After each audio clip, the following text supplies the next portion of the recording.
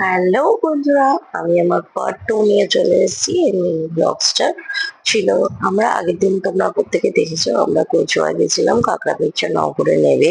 আমরা আগে পুজোটা দিয়ে নিয়েছিলাম কচুয়া গিয়ে, তারপরে আমরা চলে গেছিলাম আমার হাজবেন্ডের দিদাকে দেখাতে। সে আমার মেয়েকে এখনো একবারও দেখেনি হওয়ার পর থেকে, তো তাই চলে গেছিলাম আমরা হাসনাবাদে। দিদানকে দেখানোর পরে খাওয়া দাওয়া করে তারপরে চলে গেলাম একটু বিকেল বেলায় টাকির দিকে ঘুরতে। তো টাকি এখন সেরকম নেই, অনেকটাই পরিবর্তন হয়ে গেছে। আমি অনেকদিন পরে এলাম, প্রায় 1.5 বছর পরে। তো দেখে খুব ভালো লাগলো। তারপর একটু ঘুরে ছুড়ে একটু চাউমিন খেয়ে নিলাম। তারপর চাউমিন খাওয়ার পরে আর বাকি সবাই খেতে চেয়েছিল রোল, তো তাদের জন্য রোল নিয়ে যাওয়া হলো। আর এটা হচ্ছে আমার মামা শ্বশুরের মিষ্টির দোকান। তো ওখান থেকে আমরা টোটো বুক করে নিয়েছিলাম, টোটোয় করে ঘুরছিলাম। এটা আমার বড় মামা মানে মামা শ্বশুর।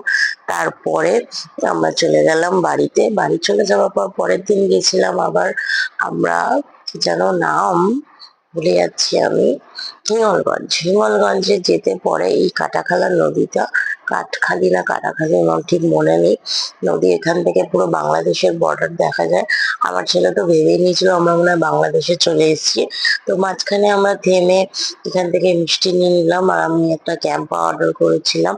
তো ক্যাম্পা ক্যানটা খেতে খেতে ওখান থেকে যেহেতু 1 ঘন্টার রাস্তা, তাই আমরা এনজয় করতে করতে গেলাম। পুরো দেখো, আমরা গ্রাম্য পরিবেশে চলে এসেছি।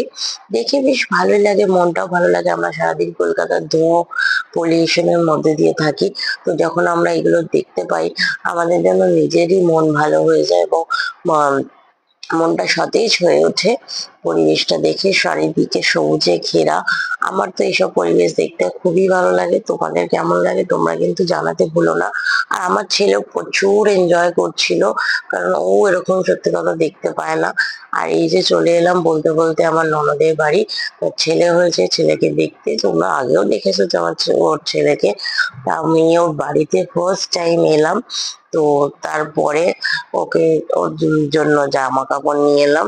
তো জামা কাপড় নেওয়ার পর একটা খেলনা দেওয়ার পরে আমরা খেয়ে নিলাম। আমরা যেহেতু বিরিয়ানি খেতে খুব ভালোবাসি, তাই জন্য আমাদের জন্য ওরা বিরিয়ানি অর্ডার করেছিল।